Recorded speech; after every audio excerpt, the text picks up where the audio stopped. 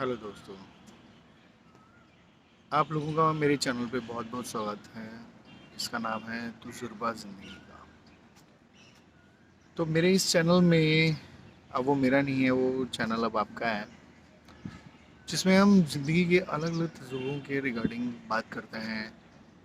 जो हमारी day to day problems हैं, जो कि हम कई बार उसको सॉल्व नहीं कर पाते और हमें समझ नहीं आता कि उसको कैसे हम सॉल्व करें। तो इसके रिगार्डिंग ही हम बात कर सकते हैं। तो दोस्तों, आप मुझे कमेंट करके भी बता सकते हैं कि आपको किस टॉपिक पे डिस्कशन करना है। तो उसके रिगार्डिंग आप मेरे से बात कर सकते हैं और मुझे कमेंट करके बताइए। मैं ज़रूर आपकी प्रॉब्लम को सॉल्व करने की कोशिश करूँगा। तो आज का जो मेरा टॉपिक है वो अपनी बहनें, बेटियाँ, उनसे रिलेटेड है। तो आजकल जो बहुत ज़्यादा, समझ लो ट्रेंड में ही समझ लो कि है कि जो अपनी बहन बेटी हैं वो किसी रिलेशनशिप में आ जाती हैं, अनजाने कहो या जैसे मर्जी कहो। लेकिन ये चीज़ जो है, कई बार ये ऐसी ट्रैप में लड़कियां फंस जाती हैं कि जिसके बारे में वो सोच भी नहीं सकती। कई बार क्या होता है कि वो अपनी फैमिलीज के अगेंस्ट चल के उस लड़के के साथ रिलेशनशिप में आती हैं। मैं बॉयज़ की बात नहीं कर रहा, मैं एक लड़कियों की बात कर रहा हूँ, बेटियों की बात कर रहा हूँ कि जो एक रिलेशनशिप में आ जाती हैं वो अपनी फैमिलीज़ को इम्पोर्टेंस ही नहीं देती। कि सबसे ज़्यादा इम्पोर्टेंट वो लड़का हो जाता है, कि जो साल 2 साल का रिलेशन होता है, और वो लड़कियां सोचती हैं कि अब यही हमारा सब कुछ है और यही हमारा बेस्ट सोचेगा। लेकिन ये लड़कियों की बहुत गलत फहमी होती है कि वो ऐसा सोचती हैं। जो एक पेरेंट्स जो होते हैं वो अपनी बेटी के लिए जो बेस्ट सोच सकते हैं, इससे बेस्ट कोई इस दुनिया में कोई नहीं सोच सकता। आप थोड़ा अपने दिमाग से जो पर्दा है उसको हटाइए और जो जेन्युइन चीज़ है उसके बारे में आप सोचिए।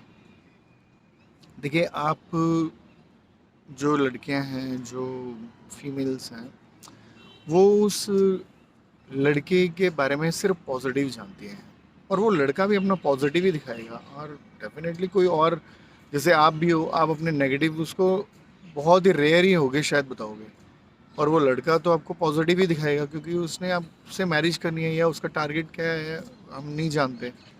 ठीक है, क्या मकसद है उसका। तो वो, जब वो लड़की उस लड़के से मैरिज में एग्री हो जाती है या मैरिज करती है अपने फैमिली के अगेंस्ट होके, तो एक तो पूरी लाइफ उसको उस रिलेशन को संभालना पड़ेगा, अपने पेरेंट्स को संभालना पड़ेगा, उनको समझाना पड़ेगा कि वो ठीक है। हालांकि चाहे वो ठीक ना भी हो तो भी आपको उसके ऊपर पर्दे डालने पड़ेंगे, क्योंकि आपने उसका खुद अपनी मर्ज़ी से उस चीज़ को अडॉप्ट किया है। तो इसलिए मैं ये कहता हूँ कि आप जो भी डिसीजन लें उसको सोच समझ के लें, जिससे आपको पता लगेगा कि वो वाकई लड़का वो जेन्युइन है। अगर वो जेन्युइन है, क्या आपकी और उसकी फैमिली एग्री हैं आपस में? अगर उनकी फैमिली नहीं एग्री या आपकी फैमिली नहीं एग्री, तो आपको इस रिलेशन में नहीं आना चाहिए। आपको इस रिलेशन को छोड़ देना चाहिए जितनी जल्दी हो सके, क्योंकि इस चीज़ का कोई फ़ायदा नहीं है, कोई मायने नहीं है। जो आपकी मैरिज लाइफ है वो ज़्यादा से ज़्यादा 6 महीने, साल, उसके बाद आप उसी उसमें फंस जाते हैं कि कैसे लाइफ को चलाना है। ठीक है, तो इसलिए मेरे ख्याल से आपको उस रिलेशन को यहीं स्टॉप करना चाहिए और अपनी फैमिली के अकॉर्डिंग ही आपको आगे बढ़ना चाहिए, क्योंकि ये रिलेशन सिर्फ आपका नहीं है, दो फैमिलीज़ का रिलेशन होता है, दो ख़ानदानों का रिलेशन होता है। तो इसलिए आप बेटर है कि आप अपनी फैमिली को साथ में लेके चलिए, जिससे कि आपको पूरी लाइफ में बहुत अच्छा लगेगा, वो इंजॉय करेंगे। वो ऐसी लाइफ का क्या फ़ायदा कि आप टेंशन में बिताओ। ठीक है। तो एक और भी बात है कि जैसे आपकी जो पेरेंट्स हैं, आपके पेरेंट्स आपके रिलेशन के बारे में आपको क्यों मना करते हैं, इसका भी कारण होता है कि वो आप जो सोचते हैं वो एक फैक्टर सोचते हैं, लेकिन आपकी जो फैमिली मेम्बर्स हैं वो आपसे बहुत प्यार करते हैं। वो लड़के के सारे फैक्टर्स सोचते हैं कि वो काम क्या करता है, उसकी फैमिली कैसे है, उसका ख़ानदान कैसा है। ये सारे फैक्टर्स जो होता है ना, वो आप सोचते हैं कि मायने नहीं रखते, हमने तो आपस में एक दूसरे के साथ ही रहना है, हमें दूसरों से क्या मतलब। तो ऐसा नहीं है। ये बहुत ज़रूरी है कि आप वो फैक्टर्स भी सोच के चलें कि लड़के का काम क्या है, ठीक है, उसने आपको पालना है, और उसकी फैमिली में क्या लोगों के जहाँ पे आप जा रहे हो वो फैमिली मेम्बर्स के नेचर कैसे हैं। ये सारे फैक्टर्स आप नहीं देख पाते क्योंकि आपके दिमाग पे एक पर्दा होता है जो आप नहीं देख पाते, वो आपके फैमिली मेम्बर्स देखेंगे। ठीक है, आप इस चीज़ को बुरा मत मानिए कि आपकी फैमिली मेम्बर या फैमिली के जो दूसरे हैं लोग, बुज़ुर्ग हैं, वो इसके अगेंस्ट हैं।